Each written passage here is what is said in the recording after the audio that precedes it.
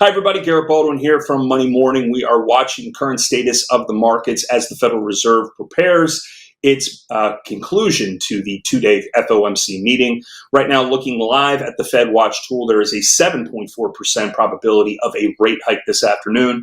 But looking out into July, that's where we see at least a 61.3% of being at 5.25 to 5.5%.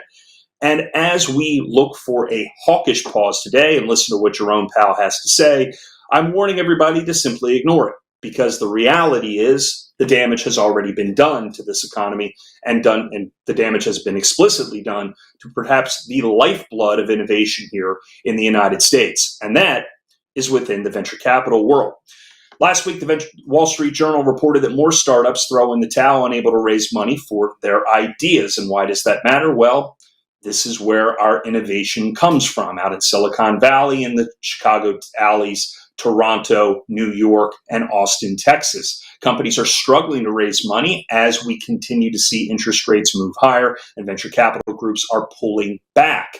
In fact, venture capital is losing about 7 cents on every dollar currently being invested, and we are seeing a shutdown in a wide spectrum of startups, including this article's highlighting of a $2.5 billion robot delivering pizza man.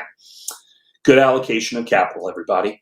Now, why does all of this matter? Well, it matters because over the last 6.5 months, you've heard this news that 7 stocks are leading the market higher, and they're doing so because of artificial intelligence. Artificial intelligence being the big sentiment around Wall Street and pulling these names higher. But I posit that there is another major factor that is really driving this trend, and it is a competitive issue moving forward, and that is the downturn of venture capital for multiple reasons. One, the bulk of these companies all have their own venture groups. In fact, they have enjoyed the last 15 years of cheap money, low interest rates, the ability to borrow, and the enthusiasm of investors who have seen the trend of these companies grow from single startups into massive tech conglomerates that are touching every single bleeding edge technology possible.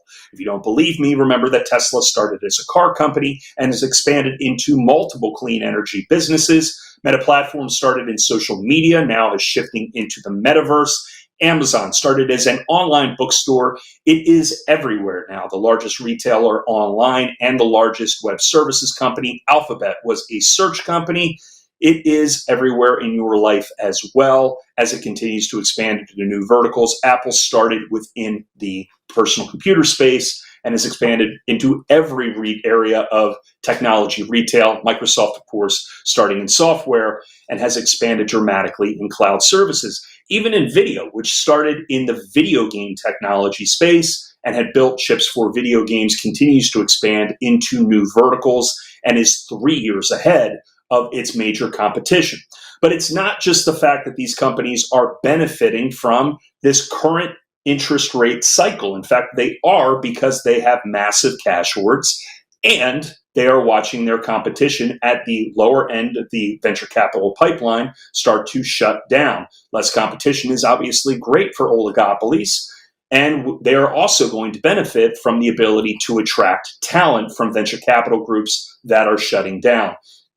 The current talent wars are continue to heat up, and now it is a buyer's market for these organizations. Now, high interest rates did damage to the venture capital, but the Fed hikes again enabled these companies to effectively run their own venture groups, and they are pretty much now the beneficiary of cash flow practices in this environment that favor them even in a high interest rate environment. For example, Amazon has tens of billions of dollars locked up in its balance sheet, in its accounts payable. That is money that is owed to its vendors, the people who are selling on their platform.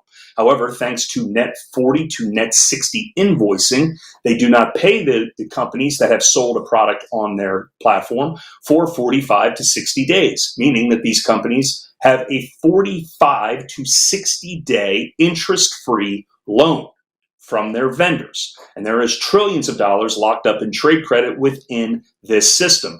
In fact, I had asked Laura Hodgson from Now in Atlanta, which is an invoice factoring company, what would happen if these companies were forced to pay their accounts payable within 5 days? Her answer was, the stock market may crash. Now, decades of cheap money enabled companies that originally started in one industry to become these conglomerates. You see those names. Meanwhile, everything else is shutting down.